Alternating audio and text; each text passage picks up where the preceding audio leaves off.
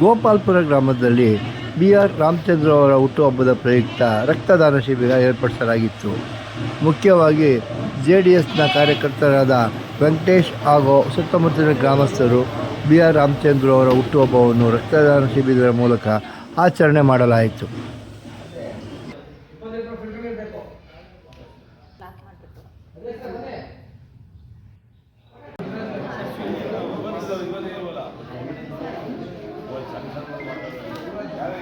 ಗೋಪಾಲ್ಪುರ ಗ್ರಾಮದಲ್ಲಿ ಎಲ್ಲ ಮುಖಂಡರು ಹಾಗೂ ಗ್ರಾಮ ಪಂಚಾಯತಿ ಅಧ್ಯಕ್ಷರು ಸದಸ್ಯರು ಹಾಗೂ ಎಲ್ಲ ಯುವಕ ಮಿತ್ರರು ಹಾಗೂ ಸರ ವಿಶ್ವೇಶ್ವರಯ್ಯ ಯುವಕರ ಸಂಘದ ವತಿಯಿಂದ ನಮ್ಮ ಹುಟ್ಟುಹಬ್ಬದ ಪ್ರಯುಕ್ತ ರಕ್ತದಾನ ಶಿಬಿರವನ್ನು ಏರ್ಪಡಿಸಿದ್ದು.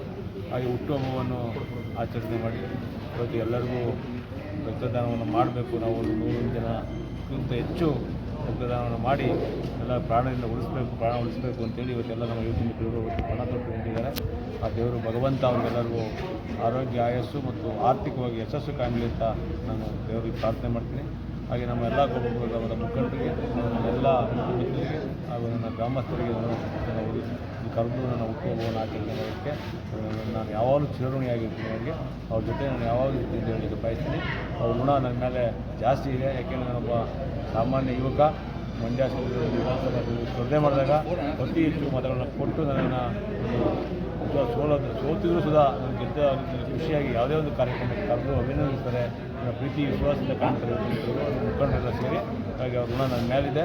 ಮುಂದೊಂದು ದಿವಸ ಅವ್ರ ಋಣ ತೀರಿಸುವಂಥ ಅವಕಾಶ ಭಗವಂತ ಕೊಡಲಿ. ನಾನು ಚಿರಋಣಿಯಾಗಿ ಹೇಳಲಿಕ್ಕೆ ಬಯಸ್ತೀನಿ.